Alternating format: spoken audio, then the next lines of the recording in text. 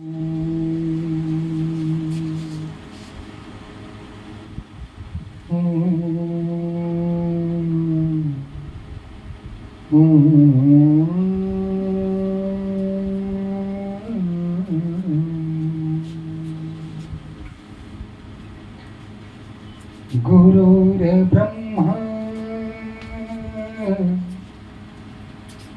गुरुर्विष्णु गुरुर्देवो महेश्वर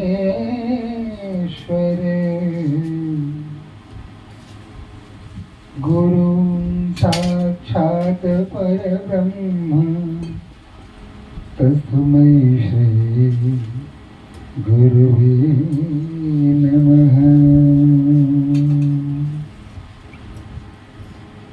यन्मायावशवर्ति विश्वमखिलं ब्रह्मादिदेवासुरा यत्सत्त्वादमृषैव भाति सकलं रज्जो यथा हेर्भ्रमः यत्पादप्लवमेकमेव हि भवाम्भोधेऽस्ति तीर्षावताम् वन्देऽहं तमशेषकारणपरं रामाख्यमीशं हरिम्।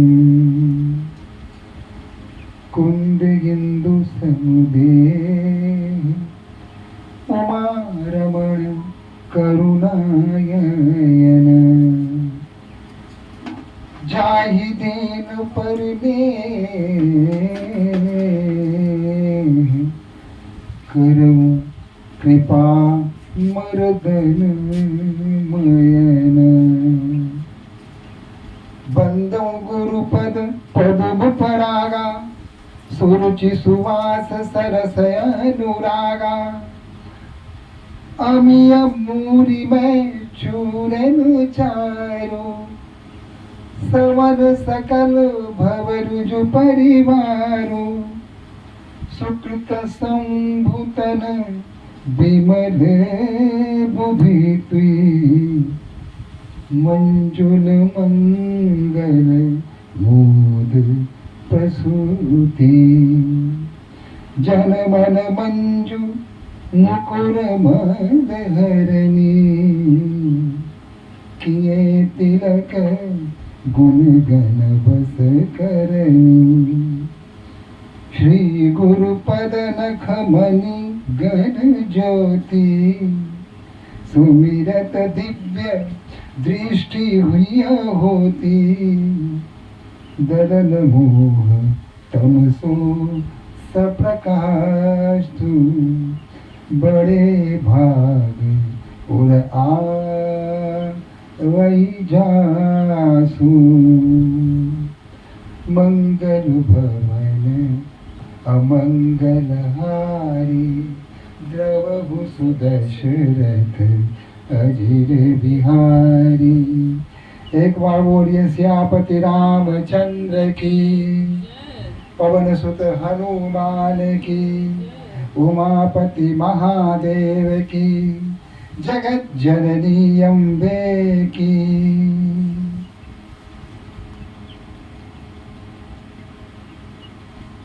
अब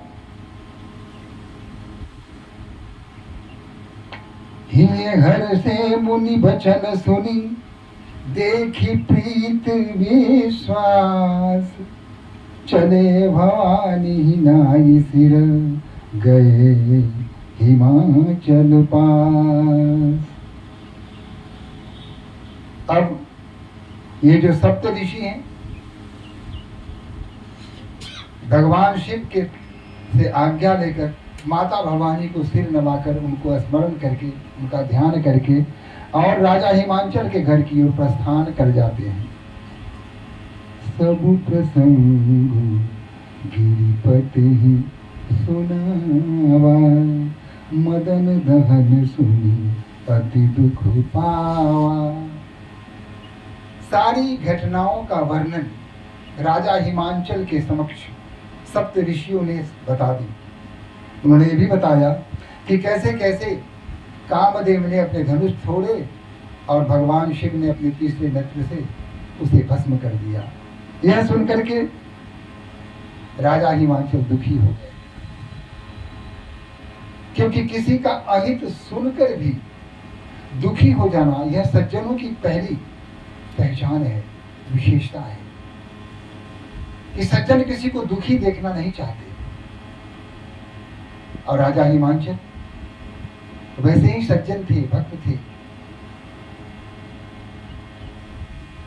जब उन्हें इस बात का पता चला कि भगवान शिव के तीसरे नेत्र से कामदेव जल के भस्म हो चुका है, यह सुनकर उन्हें दुख हुआ।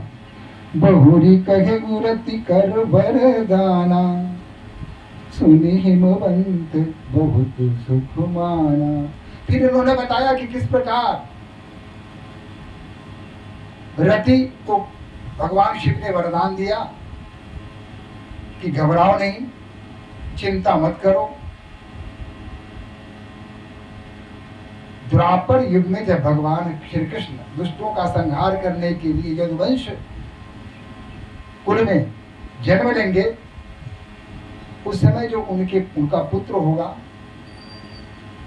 वह कामदेव के रूप में होगा और तुम अपने पति को सहज ही वहां पा सकती हो। यह सुनकर हिमवंत को सुख हुआ, कहा कि चलो कोई बात नहीं है, किसी तरह बात तो बनी।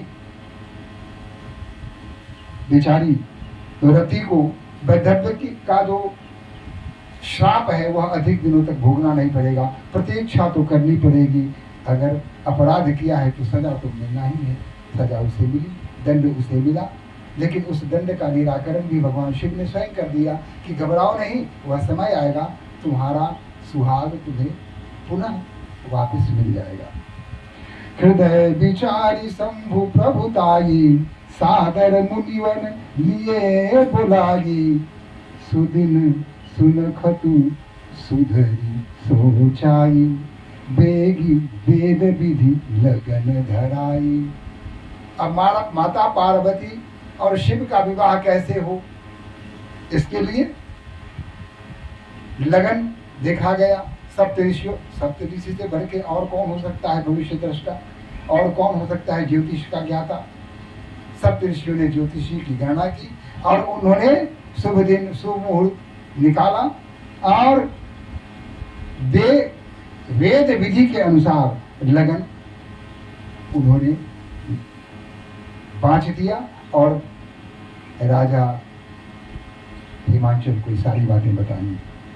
पत्री सप्तऋषि सोई दिनी, पत्री सप्तऋषि सोई दिनी। गही पद विनय हिमाचल कीनी, जाई विधि तिन दिन सो पानी। बाचत प्रीत हृदय समाधि। इस प्रकार विविध प्रकार की गणना करके, लग्न की गणना करके ज्योतिषी के अनुसार एक पाती बनाई और उसे राजा हिमांचल के सुपुर्द कर दिया कि ये रहा पाती, अब इसके अनुसार आप अपना कार्यक्रम आगे बढ़ाएं। लगन बाची अज सब ही सुनाई, हर से मुनि सब सुर समुदाई। जब लगन का मुहूर्त निकल गया, दिन निश्चय हो गया, तो देवताओं में आनंद की लहर दौड़ गई। मुनियों ने उत्सव मनाना प्रारंभ कर दिया। चारों तरफ कहा कि चलो अब शिव का विवाह निश्चित हो गया है, अब तो होना ही है, अब कोई समस्या नहीं है। सुमन वृष्टि नभ बाजत बाजे, आकाश से फूलों की वर्षा होने लगी और विभिन्न प्रकार की बाजा बजने लगे। मंगल कलश दसहु दिश साजे, और दसों दिशाओं में मंगल कलश सजा दिए गए। लगे सरावन सवारण सकल सुर, वाहन विविध विमान। होई सगुन मंगल सुभ्रत, करही अप्सरा ज्ञान। अब यहाँ जितने भी देवता हैं सबके घर में बधाई बज रही है, अप्सराएं नृत्य कर रही हैं, बारात जाने की तैयारी हो रही है।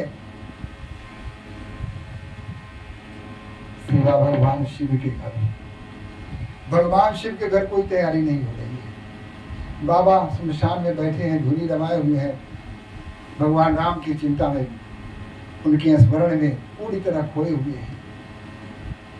और इधर बाराती सजाने की होड़ा होड़ी हो गई है, प्रतिस्पर्धा हो गई है। भगवान इंद्र ने कहा कि शिव की बारात में जा रहा हूं, साधारण बारात नहीं है। अतः ऐरावत को, अपने अनुचरों को कहा कि भाई ऐरावत को लाओ, ठीक से सजाओ। रगड़ रगड़ के ऐरावत को धोया गया। तो ऐरावत तो हाथी पहले से सफेद था ही, उसको खूब रगड़ रगड़ के धोया गया। कहा कि ऐसा शैम्पू मंगवाओ जिससे कि पूरी तरह चमक उठे ऐरावत। कहा कि ऐसा शैम्पू कहाँ मिलेगा? तो बाबा रामदेव का है, केश क्रांति मंगवाओ। फिर बाबा रामदेव का केश क्रांति आया, रगड़ रगड़ के उसको धोया गया। ऐरावत भी सोच रहा है कि ये क्या हो रहा है। उसने पूछा कि आखिर मुझे इतना क्यों धो रहा है, मैं गंदा तो हूं नहीं, मैं तो वैसे ही स्वच्छ हूं। कहा कि तुम्हें पता नहीं है, अरे भगवान शिव की बाराती में जाना है, आसान जगह नहीं है, ऐसा अवसर हमें से नहीं मिलता। एक बार ही तो यह अवसर मिला है और इस अवसर को हाथ से जाने नहीं देना है। अतः पूरी तरह तैयारी करनी है तुम्हें। अप्सराओं को कहा गया कि भाई तुम तैयार रहो, हम सभी चलेंगे। जब इंद्र को देखा इस तरह ऐरावत को सजाते हुए, तो यमराज ने कहा कि अच्छा, इंद्र ऐरावत को सजा रहा है, मैं उससे क्या कम हूं। उसने पकड़ा भैंसा को, कहा कि चलो इसको धो। जितने प्रकार के शैम्पू होते हैं, साबुन होते हैं, रगड़ रगड़ के भैंसा को धोया। भैंसा भी देख रहा है कि कहीं चमड़ी न छील दे, लेकिन छोड़ा नहीं, रगड़ते रहे, धोते रहे, धोते रहे। लेकिन वो काला से सफेद होने वाला तो है नहीं, भैंस का रंग ही काला होता है। भैंसा कहा कि आप कितना भी रगड़ोगे कोई अंतर होने वाला नहीं है, मेरा जो रंग है वही रहेगा। कहा कि फिर भी थोड़ी चमक तो आ जाए। किसी ने कहा कि ऐसा कीजिए, रगड़ धो करके सुखा दीजिए। और पृथ्वी पर सड़क बनाने के लिए एक ऐसा तरल पदार्थ है जो बहुत काला है और लगाने के बाद सुंदर भी हो जाता है। कहा कि वो क्या है? अलकतरा है, उससे पेंट कर दीजिए। भैंसा ने कहा कि ये क्या करने जा रहे हैं? वैसे ही चमक आ जाएगी। अलकतरा, प्लीज अलकतरा मत लगाइए। हाथ जोड़ दिए, कहा कि ठीक है अलकतरा मत लगाओ, लेकिन धो ठीक से। धोना प्रारंभ कर दिया, रगड़ रगड़ के भैंसा को धोया। भैंसा भी देख रहा था कि क्या होगा, कि क्या कर रहे हो प्रभु। क्या कि बारात के लिए, बाराती के लिए तुम्हें तैयार करना हूँ। भगवान शिव का विवाह हो रहा है माता पार्वती के साथ, और उस बारात में जाना है। साधारण और सामान्य बारात नहीं है, विशेष है। यह अवसर तो एक बार ही आता है, और उस अवसर को मैं हाथ से कैसे जाने दूं? पूरी तैयारी करो। चित्रगुप्त उधर कागज लेकर आया, कहा कि कुछ अपराधी हैं, उनको दंड देना है, आप चलें, इस कार्य को पूर्ण कर लें। कहा कि क्या बात कर रहे हो, आज के दिन सामूहिक छुट्टी, सामूहिक अवकाश घोषित कर दो। आज किसी प्रकार का कोई काम, सब दफ्तर बंद कर दो, कोई काम काज आज नहीं होगा। सिर्फ बाराती की तैयारी हो रही है, हमें शिव की बारात में भाग लेना है। आज दफ्तर बंद रहेगा, कोई भी ऑफिशियल वर्क नहीं होगा, स्टॉप इट। तो कहा कि उन अपराधियों को क्या करूं जिनको नरक में भेजना है? कहा कि खोल दे नरक का द्वार, निकल जाने दे सभी अपराधियों को। आखिर उनका भी तो अधिकार है कि भगवान शिव के बारात में वो भी भाग ले सके, खोल दे। कहा कि तो गलत हो जाएगा। कहा कि शिव की कृपा है, सब सही होगा, तुम चिंता मत करो, खोल दे नरक का द्वार। चित्रगुप्त ने कहा कि जो आके आज जो स्वर्ग में है उनको क्या करूं? तो वो हमारे साथ जाएंगे, चिंता मत करो। इस सारे अपराधियों को पहले ही भेज दो, शिव के गण में शामिल हो जाएंगे। और जो स्वर्ग वाले जो देवता बन गए हैं, सुख भोग रहे हैं, वो हमारे साथ जाएंगे। कहा कि जैसी आपकी आज्ञा, आप जो कहेंगे वही हम करेंगे। ये बृहस्पति, गुरु, वरुण, अरुण, वायुदेव, ये जितने सारे देवता थे सब अपने अपने घर पर उत्सव मना रहे हैं, तैयारी में लगे हुए हैं। और कैलाश में सब कुछ शांत है, कोई कहीं से भी किसी प्रकार की हलचल नहीं है, सब कुछ शांत है। बाबा आराम से बैठे हुए हैं। जिसके यहाँ से बारात निकलनी है, जो दुल्हा है, उसके यहाँ किसी प्रकार की कोई हलचल नहीं है। और जहाँ जो बारात होकर जाना है, बाराती बन के जाना है, उन बारातियों के यहाँ उत्सव हो रहा है। ये ऐसी बारात कभी किसी ने क्या सुनी थी? किसी ने जाना था कि दुल्हा को कोई चिंता नहीं, चिंता में मरे जा रहे हैं बाकी बाराती। दुल्हा के यहाँ कोई तैयारी नहीं, तैयारी हो रही है बाकी बारातियों के यहाँ। कोई पुष्पक विमान को ठीक कर रहा है, उसमें फूल सूल लगा रहा है, झालर लगा रहा है, भुक वाला बत्ती लगा रहा है, चारों तरफ साफ सफाई की जा रही है, डेकोरेशन किया जा रहा है। यमराज ने कहा कि भाई इसमें भी भुकिया लगा दो हमारे वाहन में। कहा कि नहीं नहीं, इसमें मत लगाइए, करंट लग गया तो बेचारे को क्या होगा, इसलिए इसमें आप मत लगाइए। कहा कि ठीक है मत लगाओ, लेकिन भुकिया तो चाहिए, कुछ तो चाहिए। अब इधर भगवान विष्णु, उनके यहाँ भी तैयारी चल रही है, ब्रह्मा जी भी तैयार हो गए, वो भी अपना एकदम दाढ़ी फिट करके, बाल उल संभार करके, मुकुट टुकुट ठीक करके, और अपने वाहन को बुला लिया। उसको भी संवारा संवारा, कंघी लेकर के उसको बिल्कुल जितने भी उसके पंख थे सबको ठीक किया। भगवान विष्णु भी गरुड़ को बुलाया, कहा कि भाई इसको भी डेकोरेशन करो, इसको भी फिट करो।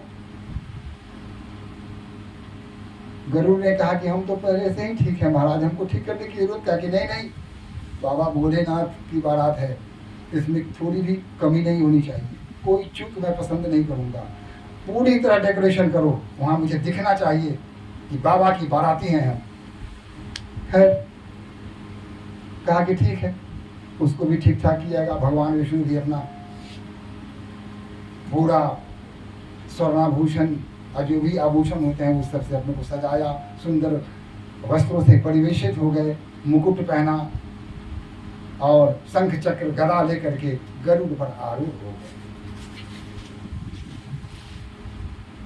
अब सभी कैलाश के लिए चल पड़े। अब एक साथ ही सारे के सारे देवताओं पहुंच गए। वहां देखा कि यहाँ तो कुछ भी नहीं हो रहा है, सब कुछ शांत शांत है, कोई हलचल नहीं है, कोई उत्सव का दृश्य दिख ही नहीं रहा है। कहा कि जिसके लेकर हम आए हैं वहां तो जीरो दिख रहा है, वहां तो किसी प्रकार का कोई विकसित कार्य दिख ही नहीं रहा है, उत्सव का नामो निशान नहीं है। विष्णु ने कहा कि देखो मैं कुछ करता हूं, लेकिन एक बात सुन लो, हम लोग दूल्हा से पहले ही पहुंच जाए तो ज्यादा अच्छा है। अगर दूल्हा के बाद हम लोग जाएंगे तो हमारी क्या दुर्गति होगी, ये सोच लो। जो ही दूल्हा के साथ जो उनके गण के साथ बाराती जाएगी, वह कैसी बाराती होगी इसकी कल्पना कर लो। अच्छा होगा कि हम लोग पहले ही चलें। दूल्हा सरकार को कहते हैं अभी तैयार होने में उनको समय लगेगा, वो तैयार होंगे तब तक हम लोग पहले ही चलें। लेकिन एक बात और, सब अपने अपने दल के साथ अलग अलग जाएंगे। मैं अपने दल के साथ जाऊंगा, ब्रह्मा जी अपने दल के साथ जाएंगे, इंद्र भगवान अपने दल के साथ जाएंगे, ये वरुण देव अपने दल के साथ जाएंगे, पवन देव, सूर्य देव, चंद्र देव जितने भी हैं ये अपने अपने सहयोगियों के साथ जाएंगे। इनका अलग अलग होगा, पहचान में होनी चाहिए कि ये इनका दल है, ये इनका दल है। यहाँ नहीं कि वहाँ हौच पौच हो जाए, ऐसा नहीं चलेगा। देवताओं ने कहा कि ठीक है, पहले पहुंचने से फायदा क्या होगा कि ठंडा उंडा जो मिलता है वहाँ नाश्ता उस्ता मिलेगा, रसगुल्ला वगैरह, पहले ही हम लोग मार लेंगे। लेकिन बाबा अगर पहुंच गए तो कुछ भी मिलना नहीं है, कुछ नहीं मिलेगा। सोच लो, वहां कुछ भी मिलना संभव नहीं है, स्थिति बिल्कुल विपरीत हो जाएगी, फिर भागने की नौबत आएगी। तो अच्छा है कि हम लोग पहले ही चलें, सारे देवता लोग पहले ही चले गए। फिर भगवान विष्णु ने कहा कि हे भोलेनाथ कुछ तो कीजिए। और ध्यान में ही शिव ने देखा कि कैसे कैसे कुचक्र कर रहे हैं विष्णु भगवान, तो मुस्काए, कहा कि इनकी आदत नहीं सुधरने वाली। ये छल प्रपंच जो इनके मन में है, यहाँ भी छल स्पष्ट हो गया। फिर भी उन्होंने कहा कि धन्य हो प्रभु, आप जो करते हो सब ठीक है। शिव ने, भगवान शिव को वहीं से उन्होंने कहा कि अब आप उठिए, आप दूल्हा सरकार हैं, सबसे आगे आपको होना चाहिए। अब कब तैयार होंगे, जल्दी से तैयार होइए, चलिए ना। कहा कि ठीक है प्रभु, हम आ रहे हैं। तो इन्होंने अपने मुख्य गण को बुलाया, कहा कि देखो अब बाराती जाना है ना, तुम लोग जाओगे ना बारात। गण ने कहा कि बिल्कुल, तो जितने गण हैं सबको बुला लाओ। फिर उसने क्या किया, भाई बुलाएंगे कैसे, कहाँ कहाँ जाएंगे, कैसे कैसे बुलाएंगे। अब इतना समय तो है नहीं कि एक एक घर जाकर के वो गण तू चला, वो गण तू चला, ऐसा तो कर नहीं सकते, समय ज्यादा लग जाएगा और समय बहुत कम है। इतने कम समय में ही पूरी तैयारी करनी है, क्या करें। भोलेनाथ ने कहा कि इसकी चिंता मत करो, एक बार जोर से हर हर महादेव का नारा लगाओ, सब अपने आप सुन लेंगे, आ जाएंगे। फिर जो दो चार गण थे उन्होंने एक साथ जोर से बोला हर हर महादेव, चारों तरफ आवाज गूंज गई। जो जहां था, अरे बाबा बुला रहे हैं, जो जैसी स्थिति में जहां था वहां से भागा, भाग के आया बाबा, आ गया। कहा कि देखो मेरा विवाह है जी, उसी की तो प्रतीक्षा कर रहा, तो थे कहाँ तुम अब तक, तो मैं तो प्रतीक्षा कर रहा था कि आप बुलाएंगे तो आएंगे, आपने बुलाया मैं आ गया। कहा कि तो अब बारात की तैयारी करो। कहा कि ठीक है। अब संसार के जितने कब्रिस्तान थे, जितने शमशान थे, सबों पर निमंत्रण भी दिया है। भूत प्रेत, चुड़ैल, डाकनी, सब आ जाओ। कुछ अमेरिका से आए, कुछ इंग्लैंड से आए, कुछ रूस से आए, कुछ जापान से आए, कुछ चाइना के आए, और भारत के कुछ बंगाली आए, कुछ पंजाबी भूत आए, कुछ गुजराती आए, तो विभिन्न स्टेट के सारे भूत यहाँ आ गए। कोई अंग्रेजी में बात कर रहे हो, आई सी टुडे इज मैरिज ऑफ भगवान लॉर्ड शिवा।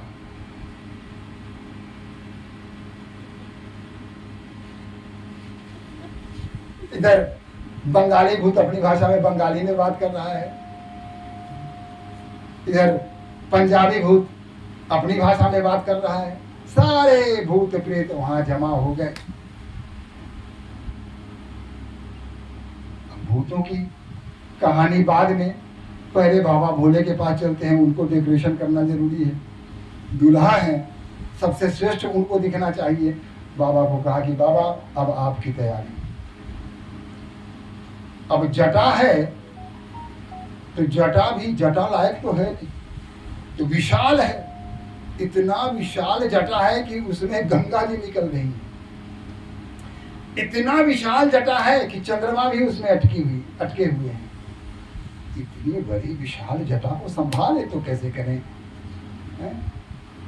और जटा को संभालने में तो मुकुट तो चाहिए ना, दूल्हा सरकार है तो मुकुट चाहिए ना। तो मुकुट इतना बड़ा आएगा कहाँ से। कहा कि पता करो, शायद कोई ऐसा जोड़ी मिल जाए जो इतना बड़ा मुकुट बना दे। कहा कि ऐसा कोई जोड़ी पैदा नहीं लिया जो इतना बड़ा मुकुट बना सके, संभव नहीं है। गणों ने कहा कि चिंता मत करो। पूरा जटा को लिया, धीरे धीरे करके ऊपर किया, ऊपर जा करके एक सांप से लेकर उनको लपेट दिया। सारे जटा ऊपर हो गए, गंगा जी अपना ऊपर से बह रही हैं, चंद्रमा को बगल में अपना लगा हुआ है। और कहा कि अब इससे अच्छा मुकुट कौन होगा, बाहर से लगाने की आवश्यकता ही नहीं है, सर्वश्रेष्ठ मुकुट भगवान शिव का है। कहा कि वो तो ठीक है, अब बाकी। कहा कि हाँ अब मौरी चाहिए ना, विवाह बिना मौरी का कैसे होगा, मौरी की व्यवस्था करनी पड़ेगी। कहा कि वो तो है, लेकिन अब इस इतने कम समय में मोरी के लिए कहाँ हम आदेश करें, मोरी बनना संभव नहीं है। कहा कि घबराओ नहीं, मोरी भी बन जाएगी। उन्होंने जितने नाग थे, सारे जितने प्रकार के भी नाग थे, सांप थे, सबको आह्वान किया कि सब आ जाओ। फिर क्या था, कोई बिल में था, कोई जंगल में था, कोई पेड़ पर था, जो जहां सांप था वो वहां से सरसराते हुए निकल के आ गया। कहा कि देखो बाबा का मोरी बनाना है, इसमें एक ही आकार का, एक ही मोटाई का और एक ही रंग का, मुझे कम से कम 150 सांप चाहिए, उसमें से निकल निकल के इधर जमा हो जाओ। सांप कोई मोटा था, कोई बड़ा विशाल था। अजगर ने कहा कि गजब बात है, हमारा नंबर कब आएगा। कहा कि तुम्हारा नंबर कब आएगा तो अभी वेट कर, तो प्रतीक्षा कर, जो जिस काम के लिए पहला काम है वो कर रहा हूं ना, इसलिए जिसकी मोटाई एक जैसी हो, सुंदर सुंदर सांप, पीले पीले रंग का, लाल रंग का, हरे रंग का, नीले रंग के जो सांप हैं वो एक ही मोटाई के सब एक तरफ आ, ससर ससर के सब आप जमा हो गए। 300-400 सांप वहां आ गए।